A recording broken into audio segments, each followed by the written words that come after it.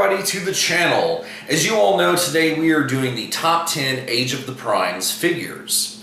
However, today is coincidentally also our 300th episode here on the channel. So it's ironic that it's not only the last video of the year, but it's a milestone video. So I'm glad that you guys were here to be able to enjoy that. And anyway, why don't we go ahead and get started off with an honorable mention. And the character that we ended up choosing for the honorable mention is none other than the Cybertron Sideways. Now this guy right here, I think one of the strongest things about him is his color choices. The orange just pops so excellently against this black. However, for this guy right here, I'm telling you what, aside from the colors, the one thing I love is his just kind of layout that he has. The double-bladed weapon that he's using, the pickaxe weapon, the cyber key, the little faction changing gimmick on his little side. This guy is so slick in his robot mode. And then on top of that, this guy really looks good with a lot of his fellow cons. Like if you put him with Cannonball or you put him with Starscream. And then on top of that, this guy has so much flexibility with his accessories that if you want to kind of go off the grid and do something that we didn't see him perform in the show, like if you want him to have a hoverboard, he can do that. Or if you want him to have wings on his back and be rocking some guns he stole off somebody else, this boy can totally pull off that look. So with all the flexibility that this guy has, I felt that he deserved that honorable mention spot. And trust me, there ain't nobody taking it from him. We do have one more honorable mention, but that's going to be near the end of the video. And then starting us off in the number 10 position is our guy, Slugslinger. Now this particular Slugslinger came in the 2-pack with Sandstorm. And please do not mind Horrible's Headmaster in there, that's just for a point of reference. It obviously doesn't come with this guy. So it is kind of funny that we have a Titans Return figure that ended up in the Age of the Primes. But I love the darker blue that this guy is rocking as opposed to the lighter blue that they had before. And I think I just in general like the idea of being able to take the Headmaster guy and put him in the actual figure himself and piloted him around. And I think the thing that helps Slugslinger stand out is the fact that he has that double cockpit jet mode. And that is one thing that I totally dig about this guy because it looks awesome.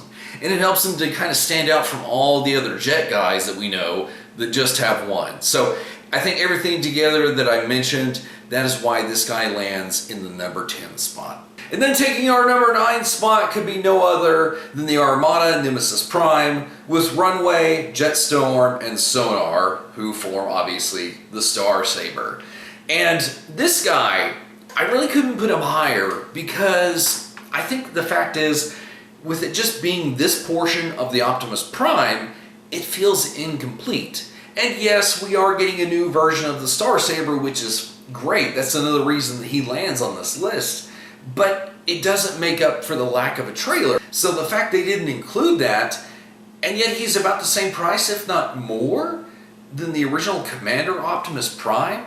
But I love the Nemesis Prime, so I unfortunately had to get him there. Even though he doesn't come with the trailer, you can actually have him type Optimus Prime's trailer pants, and he can wear it. But you know something ain't right. Like it doesn't look terrible, but it just feels a little bit off, you know? Now this guy's lack of a face is very accurate to the show. I mean, he has like one optic and then one busted out. Let's see if the camera can maybe pick it up now. You can kind of see some of the details in his broken up face there, I guess. And that's one thing that maybe I don't really care for on this guy. I would have preferred just the standard Optimus face. But it definitely makes this guy unique. And then I think it was kind of a weird choice to include the Star Saber. I think they know that we're just going to give it to somebody else in general because he had the Vorpal Saber, if I remember correctly, which was just like an energy duplicate of the Star Saber. But still, an upgrade to those mini-cons. And you know what, I'm so glad that we have a new iteration because that one that came with Starscream, let's be honest, that was not that great. It was kind of crummy. So the fact that we have a legit Star Saber now, this is probably going to herald the beginning of them doing the other two weapons, like the shield and the gun, which They sorely need updates. Those ones 20 years ago did what they need to, but these boys are clearly doing a much better job. The one thing that I want them to do if they start going into like a little bit of an Energon kick, is I want them to go ahead and do the Energon Saber.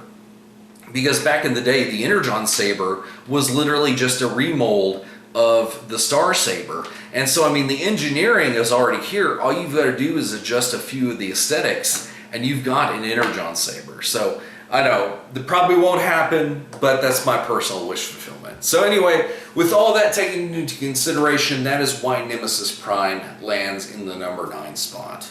Then landing in number 8 position is our guy, Onyx Prime.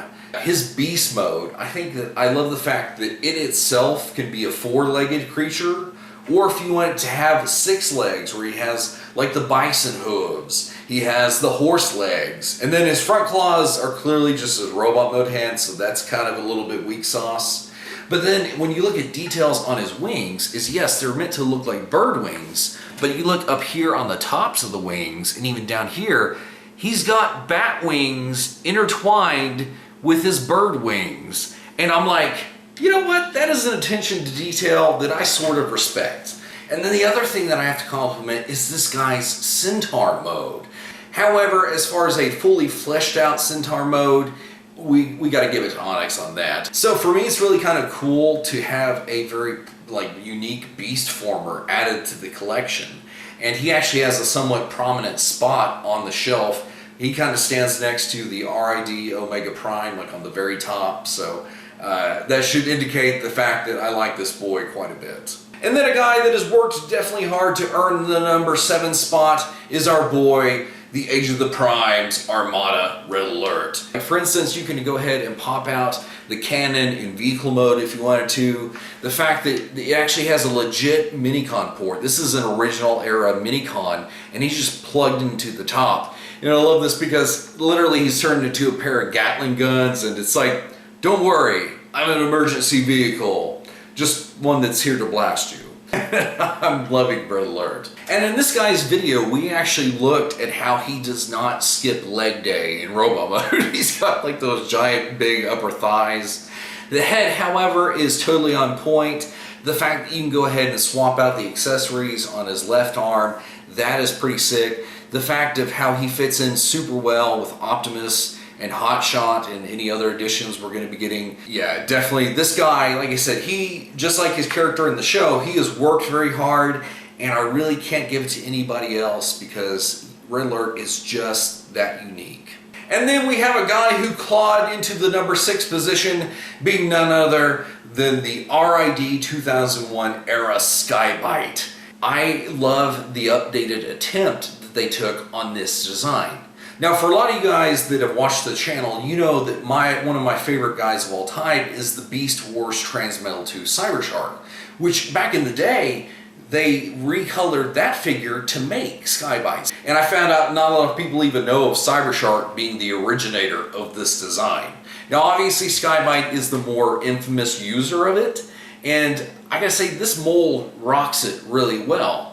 However, one thing that I do have to mention is that while on the original they had amazing deco hits, they couldn't reach that same level on this guy, but they gave it a Herculean effort because if you look at the sides of what forms his shark body, and then of course the chest details, the head sculpt on that guy, even small little attention to detail that both Cybershark and Sky-Byte had was this handgun. And even though it's more of a Cybershark thing, you know, like I said, Sky-Byte's original toy actually had this. He used it in beast mode, just never in robot mode. And then you can actually go ahead and detach one of the shark fins, and it becomes like a serrated blade edge, which is really sick.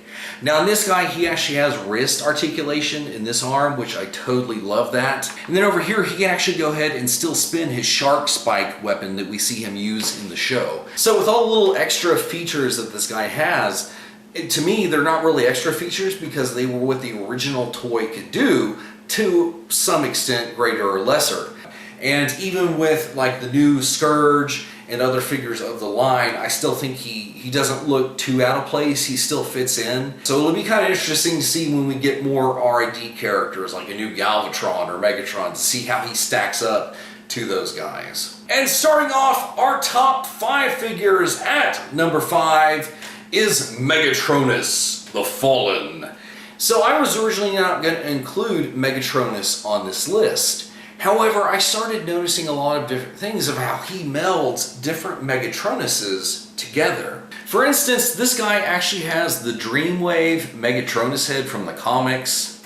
Then he actually takes the Requiem blaster from the Megatronus that appeared in the Machinima series. And then on top of that, the R.I.D. 2015 Megatronus's double blade weapon. And the fact of how it's all very just tastefully intertwined with this guy is really, really sick. And even something like a subtle Megatron detail of the gun pipe on his back.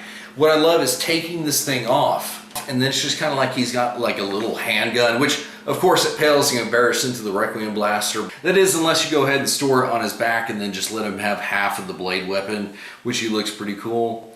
Now, the flame effects on this guy, I personally don't put it on him a lot of the time because I think it just kind of doesn't work for me personally, especially if I'm displaying him with the other 13 during the time he was still a good guy before he betrayed them. He really shouldn't have the flame effects. So anyway, this guy, his tank mode is definitely imposing. I love that. And then with everything else that we've discussed about his robot mode, that's why this guy actually lands at number 5 on the list. And then surprisingly, taking the number 4 spot is the animated version of Nemesis Prime. Now, obviously, this is another Nemesis Prime that landed on this list. Like I said, I'm a fan of it. Now, I do love the fact that they went ahead and included some of the teal detail there on his face, the actual, like, the fingerless gloves approach that they got with his hands, and then probably my favorite thing is this guy's accessory being the red Energon axe. That looks so much cooler than Motormaster's, and I dig it because when you add blast effects to it and it has like a little fire trail behind it and stuff, I mean, it just looks like this guy can cause damage. And the fact of how this guy can wield things either like single-handed, double-handled, or if you want to go completely off the reservation and have the guy rocking like double handguns, this guy can totally rock that look. And so the fact of what this mold is capable of doing, he keeps everything that you want to have with this figure and just like aces it. And like I already said, I'm a Nemesis Prime fan. So whenever one just totally crushes it, how could I not enjoy that? And then actually taking our number 3 spot is this guy right here, Big Convoy. So if you notice on the end of this custom staff is actually the missiles that the old figure included that do still store in this modern one's legs. But even just like this boy, you can tell by his posing that he's awesome. And then on this new guy, just like the original, you can still flip these mammoth legs around. However, the thing that I like about this guy is that they have 5mm peg ports, and especially whenever you look at him, I mean, he looks amazing. And then our guy comes with this little hand blaster right here, which obviously is blast effect compatible as well. I love that about this guy. Now, this is his traditional gun that he did carry in the show. Because as you can see, they went ahead and added the stand that pops out of the bottom if you want to go ahead and have him propping up. However, in regards to this extra piece, if you kind of want to hide it away a little bit, you can kind of go ahead and fold it back underneath his arm a little bit, so that kind of collapses it away. And then you can go ahead and see that the matrix will go ahead and pop on the gun, which is something he did in the show. So because he's so excellent, that's why he lands at number 3. And then taking the silver medal is our guy, Beast Wars Quickstrike. Guys, you know that if there is a Beast Wars character, a modern interpretation of an OG one, that he's going to land very high on this list. It's pretty much a given. Even this cowboy, or redneck, depending on how you look at him. One day you and me gonna have it out for real!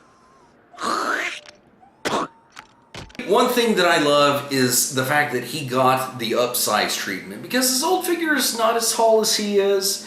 And when you compare him in Beast Mode, especially, the Scorpion body is a lot bigger, but ironically, it's the snake head that's a lot smaller on this guy. However, one area that he did show his firepower was with the snakehead, which this effect kind of reminds me of how his blast would like be shown in the animation. However, look at that head sculpt. This is this guy to a T. Now, a lot of his areas that are shiny and represented as kind of, you know, pseudo-transmetalized in the show, even though he's a Fusor, those parts on here are just done up in that shiny paint, and he looks sick with it. Like, I'm not upset about it at all. So to have the basically second only ever iteration of this guy, because he only had his original Beast Wars figure. He has not had an update until 2025. This guy, it took over a quarter of a century for this guy to get an updated figure, which is kind of crazy to think about. Now we have him, and I think that him, along with Big Convoy, and probably our #1 pick over here, will have to have their own review. So if I had a Beast Wars guy in the #2 spot, can you imagine what I had in the #1 spot? Well, hold off on that guess, because like we did mention, we have one more honorable mention that we do have to get out of the way. And the guy taking our only other honorable mention spot is the G1 Toy Universe Ultra Magnus from the 4-pack that came out. And I thought that this guy was going to be my favorite. It ended up being the animated Nemesis, but this guy comes in right behind him. And so to have the white Optimus concept back is kind of a cool thing. Of course, now we have guys like Missing Link Ultra Magnus, which has a white inner prime. And you know what, just to have this poor man's Missing Link Ultra Magnus, essentially, I'm down with it. Of course, the one feature I love is the blue Energon axe, because we're used to seeing Optimus as an orange one. And then, of course, he has the one gun that the Optimus came with. He still does have the other rifle as well, but I just kind of wanted to show you a little bit of variety in what this guy has. Plus, one thing that I always mention about those like multi-packs is that they have a little bit more paint budget than a standard figure does. Now in Optimus Prime, he actually had the Matrix that was just one transparent, I think like blue color. Well in Ultra Magnus, you see the Matrix in his chest, they went ahead and painted it silver, just leaving the center portion blue, as the Matrix should. So I just dig this guy being very unique, and happy to have picked him up this year. And then finally reaching our #1 spot, it is this guy right here, Razorclaw. It's looking like a rerun of last time. And I tell you what, I've always enjoyed this mold, but now to see it with the reds and the purples and the blacks and the highlights, the silver and whatever other colors they felt like throwing in there. This guy, he went from like a 10 out of 10 as Tigerhawk, and he's like a 12 out of 10 now, because it just amps him up just a little bit more. Not like a super amount, but this guy just owns it. And it'll be really interesting to kind of stack this guy up to his original iteration, to kind of see the differences like we did with Tigerhawk and the OG Tigerhawk. All these guys are great this year. We had an amazing selection, but it was this guy that he took the #1 spot last year and just was like, I'm going to enter the race again with a new sick paint job. And he may have come in under the wire for 2025, but I tell you what, he definitely is not falling short in any way. So everybody, I hope you enjoyed that list that we looked at. This has been just such an interesting array of guys, and I'm really looking forward to where we go next year, you know, because next year is the 40th anniversary of the Transformers, the Generation 1 movie, but also it's the 30th anniversary of Beast Wars. So I'm kind of hoping that maybe they surprise us and there's some listings that we haven't found yet. Like I said, there's a listing on the horizon for a Maximal 4-pack. I think there's a Predacon 4-pack. So we'll kind of see how that all unfolds. And so, without further ado, everybody, until next time, we'll see you guys in another review.